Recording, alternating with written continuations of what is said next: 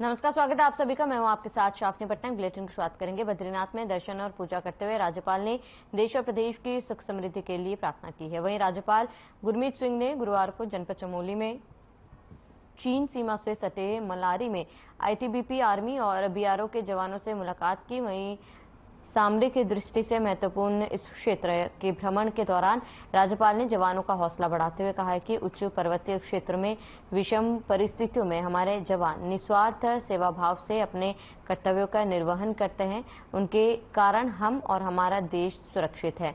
उन्होंने कहा कि विषम परिस्थितियों में सरहदों पर तैनात देश के जवानों के जोश और जुनून पर हम सबको गर्व है। इस दौरान उन्होंने जवानों से उनकी समस्याओं तथा चुनौतियों के बारे में भी चर्चा की। राज्यपाल ने कहा है कि सीमांतवासी हमारी सीमा प्रहरी है। सीमा पर बसे गांव को सुरक्षित रखे बिना हम अपनी सीमाओं को सुरक्षित नहीं रख सकते। वहीं वाइब्रेंट विलेज योजना के अंतर्गत सीमावर्ती गांव में पानी, बिजली, सड़क, स्वास्थ्य, संचार और अन्य बुनियादी सुविधाओं को उपलब्ध कराने का प्रयास किया जा रहा है।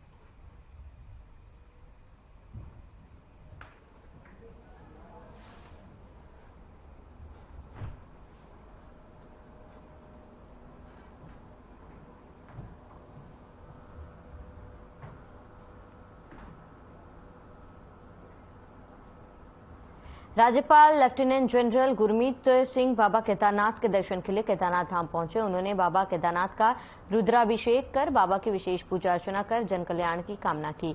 इस दौरान उन्होंने केदारनाथ में चल रहे पुनर्निर्माण एवं विकास कार्यों का निरीक्षण भी किया है। इस दौरान उन्होंने उत्तराखंड के सतत विकास के लिए भी बाबा केदार से आशीर्वाद मांगा। पूजा अर्चना के बाद राज्यपाल ने मंदिर प्रांगण में खड़े श्रद्धालुओं का अभिवादन कर बाबा केदार के जयकारे भी लगवाए।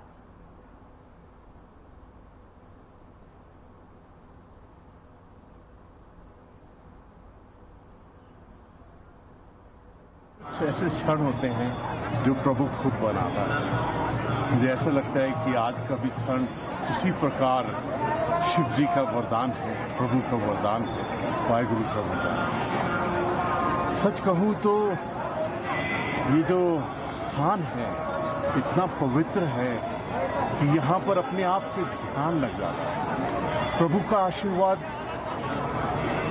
कैसे गिने उसको। आज जो मौसम दिया है, आज जो क्षण दिया है, आज जो अवसर दिया है, इतने भक्तजनों के साथ में ये क्षण दिया है। मुझे तो ऐसा लग रहा है कि पूरा जीवन ही सफल हो गया कि इस क्षण में प्रभु की प्रेयर, अरदास शुरू की।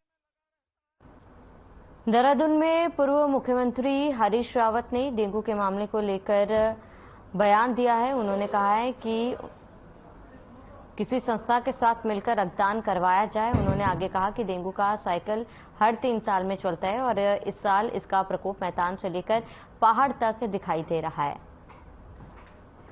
उन्होंने कहा इसी को देखते हुए आने वाली 1 अक्टूबर को रक्तदान दिवस के अवसर पर एक कार्यक्रम का आयोजन किया जाएगा, जिसमें प्रदेश के महामहिम राज्यपाल और स्वास्थ्य मंत्री भी मौजूद रहेंगे। उनकी यही कोशिश रहेगी कि ज्यादा से ज्यादा लोग रक्तदान करें ताकि इसका लाभ कई लोगों को मिल सके।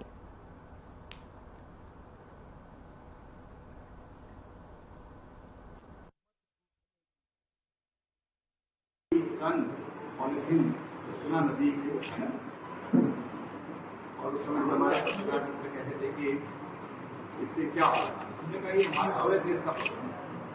कोई सफाई का जिम्मा नहीं ले रहे, लेकिन हम ये चाहते हैं कि अवेयरनेस समाज में आए। और इसी तरह से पेड़ पौधों का रोपण करते आए हैं। रक्तदान शुरू से 1984 से हम लोगों ने श्रीनगर रक्तदान की शुरुआत करी थी। उसमें ब्लड बैंक भी नहीं।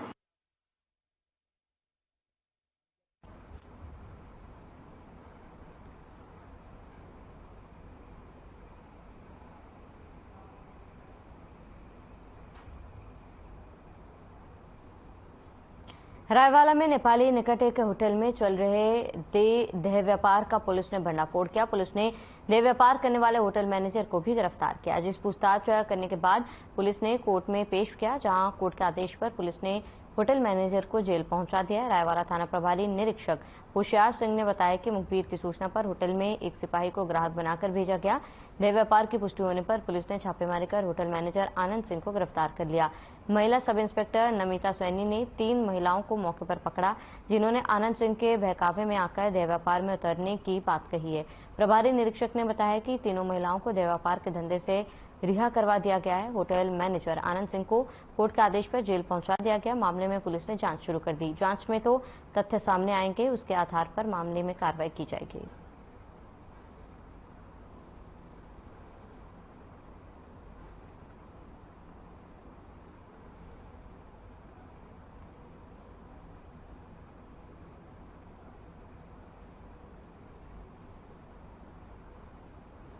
देहरादून में लंबे समय के बाद प्रदेश सरकार ने बीजेपी के 10 वरिष्ठ नेताओं को सरकार में दायित्व सौंपा। आने वाले दिनों में पार्टी के अन्य नेताओं को भी दायित्व मिलने की संभावना जताई गई। वहीं 10 नेताओं की इस लिस्ट में एक महिला नेत्री को भी दायित्व दिया गया है और ऐसे में कांग्रेस के प्रदेश अध्यक्ष करण मारा ने सवाल उठाया कि बीजेपी 33% महिला आरक्षण की नीति के तहत काम कर रही है। हालांकि कांग्रेस अध्यक्ष ने बीजेपी महिला नेत्रों पर व्यंग्य करते हुए कहा है कि मणिपुर की घटना पर बीजेपी की महिला नीतियों ने कुछ नहीं कहा। यहां तक कि अंकिता भंडारी हत्याकांड के मामले में भी वो चुप्पी साधे हुए। वहीं कांग्रेस अध्यक्ष के सवालों का कैबिनेट मंत्री प्रेमचंद अग्रवाल ने जवाब दिया है। उन्होंने कहा है कि अभी दायित्व वितरण की प्रक्रिया शुरू हुई है, ये पहली लिस्ट है और आने वाले दिनों में और भी कई लिस्ट जारी की जाएगी। कैबिनेट मंत्री प्रेमचंद अग्रवाल ने कांग्रेस पर निशाना साधते हुए कहा है कि कांग्रेस को इस बात का दुख है कि उनके शासनकाल के दौरान महिला आरक्षण बिल नहीं लाया गया। 30% आरक्षण की बात करने वाले भारतीय जनता पार्टी की असलियत यही है। और वैसे एक हिसाब से मैं सही भी समझता हूं कि बीजेपी में कोई महिला इस लायक है ही नहीं, जिनको मणिपुर की घटना में एक शब्द कहने का मौका नहीं मिला, जिनको दिल्ली में अंतर्राष्ट्रीय खिलाड़ी बहनों के संग हुए अपमान में कुछ कहने की हिम्मत नहीं हुई, जिनको अंकिता भंडारी मर्डर केस में कुछ कहने की हिम्मत नहीं हुई, उन महिलाओं को कोई पद मिलना भी नहीं चाहिए। और बीजेपी ने शायद इसी की सजा इनको दी है। देखिए, दायित्व जिस प्रकार से बहुत दिनों से प्रतीक्षा थी और माननीय मुख्यमंत्री जी ने 10 हमारे वरिष्ठ पार्टी के नेताओं को उसकी जिम्मेवारी दी है। सबसे पहले मैं उनको बधाई दे रहा हूं और मुख्यमंत्री जी का आभार व्यक्त कर रहा हूं। ये दायित्व मिलने के बाद निश्चित रूप से सरकार के कामों में एक इनका जब सहयोग मिलेगा तो काम करने में भी आसानी होगी। और उसके साथ साथ जहां आपने एक महिला की बात कही है, तो ये दायित्व बंटने अभी शुरू हुए हैं। अभी ऐसी स्थिति नहीं है कि अंतिम है। और मेरा ये मानना है अभी इस प्रकार के और भी दायित्व हमारे विभिन्न जो हमारे हैं वो भी बंटने हैं। तो निश्चित रूप से महिलाओं को उसमें प्रॉपर सम्मान मिलेगा। और जिस प्रकार से हमारी सरकार ने, माननीय मोदी जी सरकार ने महिला विधेयक लाया है, तो इनको इस बात का ही परेशानी है कि इनके कार्यकाल में तो नहीं आया, लेकिन भारतीय जनता पार्टी इसका श्रेय ले गई। अब ये हर विषय पे इनका एक ही उद्देश्य रहता है कि कैसे किसी भी चीज का क्रिटिसिज्म किया जाए, वो उनकी आदत है करना उनको। पैगंबर मोहम्मद साहब के जन्मदिन के मौके पर मुस्लिम समाज ने बड़े धूमधाम से लालकान शहर में जुलूसे मोहम्मदी निकाला। वहीं जुलूसे मोहम्मदी के दौरान मुस्लिम समाज में खासा उत्साह देखा गया। बता दें कि इस्लामिक कैलेंडर के मुताबिक रजब माह के 12 रबीउल अव्वल को पैगंबर मोहम्मद साहब का जन्म हुआ था। मुस्लिम समाज पैगंबर मोहम्मद साहब के जन्मदिन को जश्न ईद मिलादुन्नबी के रूप में मनाते हैं। लालकुआ में भी पैगंबर मोहम्मद साहब के जन्मदिन के मौके पर बड़ी धूमधाम के साथ जश्न ईद मिलादुन्नबी मनाया गया।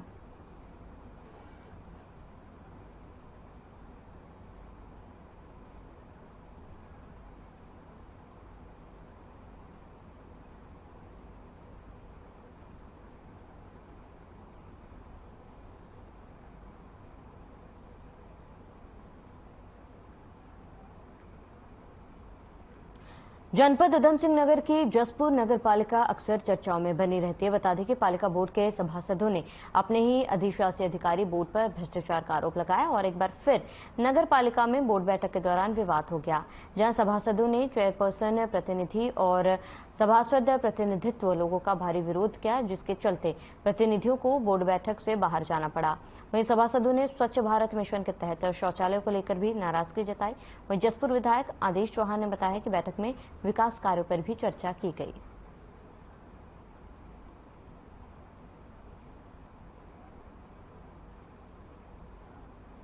हमारे नगर पालिका सभागार में जो मीटिंग हुई है नगर पालिका बोर्ड की, उसके अंदर जितने भी प्रस्ताव थे हमारे जो जनहित में काम होने थे वो सभी पास हो गए हैं। और उसमें गहमा-गहमी का कारण ये रहा है कि हमारे नगर पालिका के शौचालय जो पहले आए हुए थे, फिर इसके अलावा एक हमारे यहाँ जो लैट्रिन सफाई वाला टैंक होता है वो अब से 3 साल पहले आया था, कोरोना टाइम से पहले, जिसका आज तक ये नहीं पता कहाँ खड़ा है।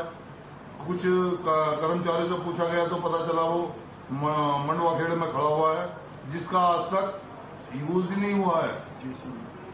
और जिससे जनहित में जो काम होने थे, मतलब जनहित में सफाई व्यवस्था होती, गरीब आदमी को उसका फायदा मिलता, उसका कतई फायदा नहीं मिलता है। उसी में आज बोर्ड बैठक बुलाई गई और जो कुछ मुद्दे थे जनक, क्योंकि जो बाह्य हमारा शहर बढ़ा है, हैंडपंपों की आवश्यकता है, तो वो 250 हैंडपंप लगाने की स्वीकृति सदन ने दी है। और एक हमारा कोर्ट से संबंधित मामला था, उसमें जो है क्योंकि हमारे जो ABCD ठेकेदार हैं उस विधि को निरस्त कर दिया गया माननीय उच्च न्यायालय द्वारा, तो वो पुरानी विधि को चालू किया जाए जिससे कि हमारे विकास कार्य बाधित ना हो और उन ठेकेदारों को रिमूवल कर दिया जाए, क्योंकि अगर हम नए ठेकेदार को करते तो उसमें टाइम लगता और उसमें हमारा जो काम बाधित होता। तो सर्वसम्मति से सारी बोर्ड की बैठक में उसको सहमति दे दी कि हमारे विकास कार्य बाधित ना हो। और ये विकास पथ के लिए हमारे सब उन्होंने कहा है कि हमारे जो विकास पथ है वो सुनिश्चित हो, कहीं अंधेरा ना हो, क्योंकि लाइटों की व्यवस्था हमारे विभाग पर है और उचित व्यवस्था है, तो इसी को लेकर जो लोगों ने रखी बात उसकी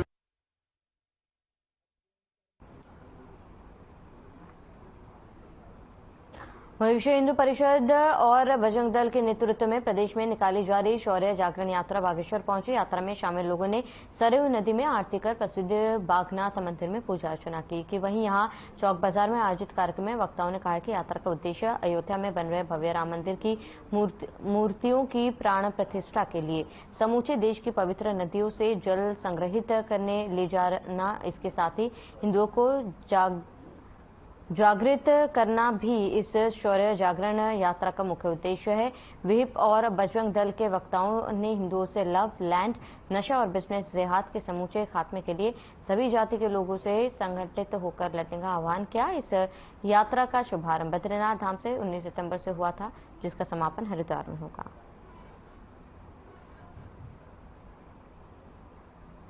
श्री राम जी का जो है विराट मंदिर यहाँ पर अब बनने जा रहा है और लगभग पूर्ण होने की स्थिति में है। तो लगभग जनवरी या फरवरी के माह में वहाँ मूर्तियों का जो है प्राण प्रतिष्ठा कार्यक्रम होना है। उस प्राण प्रतिष्ठा कार्यक्रम में समूचे भारतवर्ष की जितनी पवित्र नदियाँ हैं उन पवित्र नदियों में से जल एकत्र करने का एक ऐसा कार्यक्रम है और हिंदू धर्म का जो शौर्य एक जागरण करना है, ऐसी इस निमित्त यह यात्रा निकली हुई है। 19 सितंबर से यह यात्रा प्रारंभ हुई थी बद्रीनाथ के पवित्र धाम से और पूरे प्रदेश भर में यह यात्रा जगह जगह अपने ऐसे ही कार्यक्रम कर रही है। कल बागेश्वर में पवित्र बागनाथ धाम पे जो है यात्रा ने सरयू माता की वहाँ पे आरती की और बागनाथ में जलाभिषेक के बाद यहाँ पर चौक गोविंद वल्लभ पंत चौक पर यहाँ पर यह कार्यक्रम आयोजित हुआ। इसे सारे युवाओं को जो पुरोला की धरती ने जो संदेश पूरे उत्तराखंड को दिया था, ये संदेश कि ये देवभूमि लव जिहाद मुक्त हो, ये देवभूमि लैंड जिहाद मुक्त हो, बिजनेस जिहाद से मुक्त हो, इन सारे इस मुक्ति के साथ साथ यहाँ का युवा देशभक्त नशा मुक्त हो, ऐसी इस संदेश को लेकर यह शौर्य जागरण यात्रा 19 तारीख को बद्रीनाथ धाम से प्रारंभ हुई। यह हरिद्वार में जाकर इसका समापन होगा। जिलाधिकारी हिमांशु खुराना ने गुरुवार को बद्रीनाथ धाम में प्रधानमंत्री मोदी के dream project Badrinath master plan के कार्यों का स्थलीय निरीक्षण किया। जिलाधिकारी ने कहा कि बद्रीनाथ का पुनर्निर्माण एवं सौंदर्यीकरण प्रधानमंत्री मोदी की महत्वाकांक्षी योजनाओं में शामिल है। श्रद्धालुओं की सुविधा के लिए बद्रीनाथ में रात दिन कार्य प्रगति पर है। तीर्थयात्रियों को आने वाले समय में और बेहतर सुविधाएं दी जाएंगी। उन्होंने निर्माणदायी संस्थाओं को निर्माण कार्यों की गुणवत्ता का विशेष ध्यान रखते हुए समय पर सभी कार्य पूर्ण करने के निर्देश दिए। इस दौरान जिलाधिकारी ने बद्रीनाथ महायोजना के अंतर्गत संचालित river front development, civic immunity centre, hospital extension कार्यों का निरीक्षण करते हुए जरूरी निर्देश दिए। इस दौरान अपर जिलाधिकारी डॉक्टर अभिषेक त्रिपाठी, संयुक्त मजिस्ट्रेट डॉक्टर दीपक सैनी सहित अन्य अधिकारी मौजूद रहे।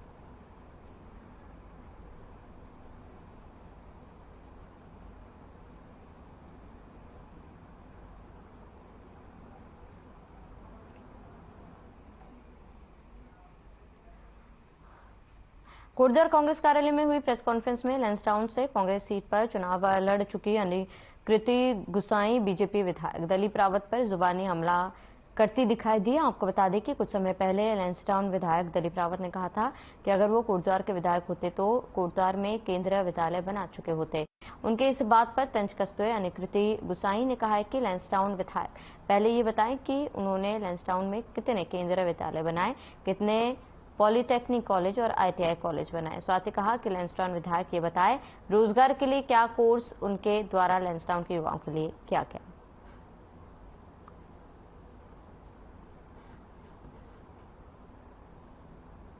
जहाँ के विधायक होते, जहाँ के विधायक हैं, 15 साल से खुद विधायक हैं, उससे पूर्व उनके पिताजी 5 बार के विधायक रहे। लैंसडाउन विधानसभा क्षेत्र के अंदर पता करिए कि कितने केवी बन गए, कितने पॉलिटेक्निक बन गए, बड़खेत ITI, बड़खेत जो रिखणीखाल का ITI, रिखणीखाल का पॉलिटेक्निक है, कितना बन के तैयार हो गया 10 साल। ये सवाल है मेरा दिलीप रावत जी से कि आप कह रहे हैं कि कोटद्वार के विधायक होते आप, लेकिन लैंसडाउन में तो 3 बार के विधायक हैं, तो लैंसडाउन के बच्चों को क्यों इतना पलायन करना पड़ता है? क्यों वहां आज नैनी डांडा के पटोटिया डांडा में क्यों आज बीएड की जो बीएड का कोर्स है वहां से जा रहा है?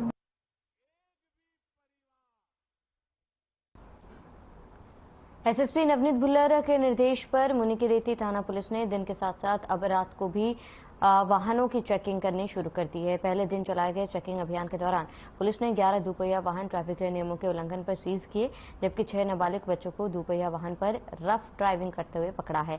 वहीं 4 ई-रिक्शा भी सीज किए हैं। 80 वाहनों के चालान का 40,000 का जुर्माना वसूल किया।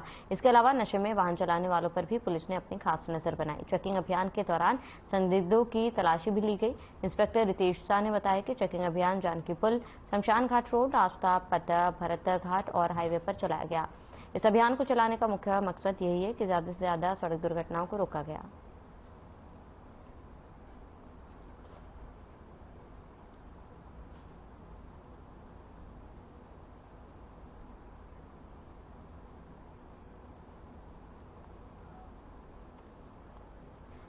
नेताजी सुभाष चौक पर आम आदमी पार्टी के कार्यकर्ताओं ने मटकोटा, दिनेशपुर, गदरपुर मार्ग निर्माण और सुंदरपुर मार्ग निर्माण के लिए एक दिन का उपवास रखकर धरना प्रदर्शन किया। बता दें कि सड़क निर्माण को लेकर यह धरना प्रदर्शन किया है और इस दौरान आम आदमी पार्टी के जिला अध्यक्ष सुभाष व्यापारी ने कहा है कि धरातल में सड़क की हालत जर्जर हालत में है और वहीं उक्त मार्ग में लोग गिरकर घायल हो रहे हैं, यहां तक कि कई लोगों की जान भी जा चुकी है। इस दौरान आम आदमी पार्टी के वरिष्ठ कार्यकर्ता रवि कुमार ने कहा है कि मटकोटा, दिनेशपुर, गदरपुर मार्ग का 8 साल पहले निर्माण कराया गया, जिसमें कोलकाता की किसी निजी कंपनी को इसका ठेका दिया गया, जिसमें भारी घोटाला किया गया था। अब 8 साल बीत जाने के बाद भी अभी तक किसी भी सरकार ने उसकी जांच नहीं की है।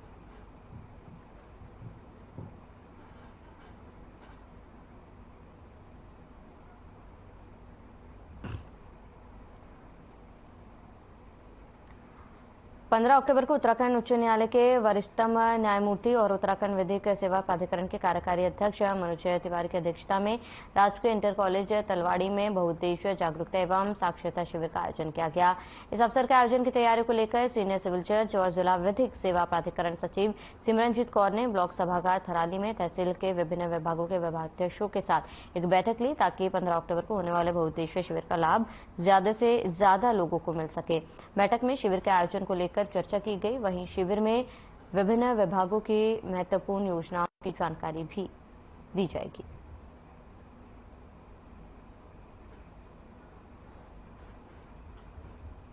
राज्य विधिक सेवा प्राधिकरण है, उसके तत्वाधान में जिला विधिक सेवा प्राधिकरण चमोली द्वारा इस बहुउद्देशीय शिविर का आयोजन किया जा रहा है। इसके लिए हमें अभी हाल में एक पत्र प्राप्त हुआ था हमारे माननीय राज्य विधिक सेवा प्राधिकरण से कि इस बार जो हमारे एग्जीक्यूटिव चेयरपर्सन है उनकी गरिमामयी उपस्थिति में इस बहुउद्देशीय शिविर का आयोजन किया जाना है। जैसा कि पहले भी विगत है कि जितने भी बहुउद्देशीय शिविर होते हैं उसमें जिला विधिक सेवा प्राधिकरण का ये एक अहम भूमिका निभाता है कि जितने भी विभाग हैं उन समस्त विभागों को लोगों की जन कल्याणकारी योजनाओं को बताने हेतु लोगों को दिखे वो पीछे और देहरादून के नवनियुक्त एसएसपी अजय कुमार आज पचवादून दौरे पर पहुंचे, जहां उन्होंने तमाम थाना क्षेत्रों का जायजा लेकर आपराधिक मामलों के बारे में जानकारी हासिल की। साथ ही नशा और अवैध खनन के रोकथाम को लेकर संबंधित थाना क्षेत्रों को जरूरी दिशा निर्देश दिए।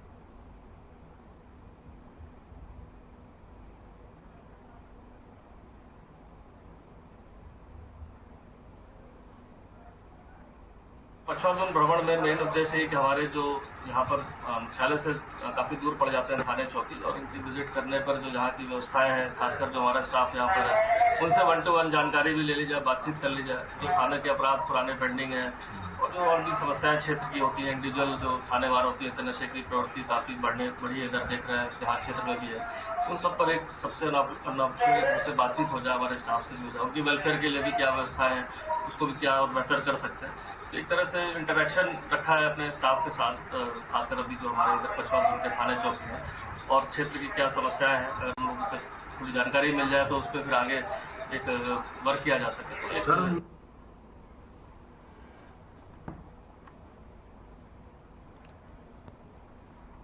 तो अवैध खनन रोकने के लिए निर्देश दिए गए, जहां आपको बताते कि तमाम थाना क्षेत्रों का जायजा लिया गया और नवनियुक्त एसएसपी का पचवादून दौरा, जहां अवैध खनन रोकने के लिए निर्देश दिए गए। तो तमाम थाना क्षेत्रों का भी जायजा लिया गया है और नवनियुक्त एसएसपी का पचवादून दौरा, जहां अवैध खनन रोकने के लिए निर्देश जारी किए गए थे। तमाम थाना क्षेत्रों का भी जायजा लिया गया, जहां नवनियुक्त एसएसपी का पचवादून दौरा था।